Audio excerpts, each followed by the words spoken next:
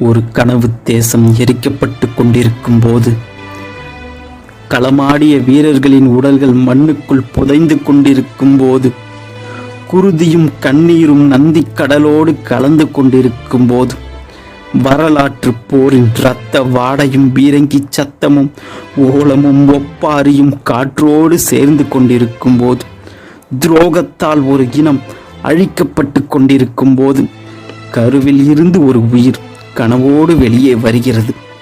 மே 18, 2009.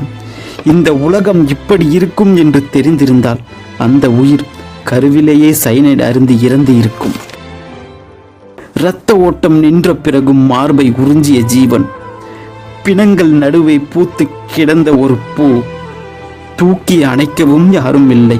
துப்பாக்கி சத்தத்தை தாண்டி யாருக்கும் அந்த அழுகையும் கேட்டிருக்காது.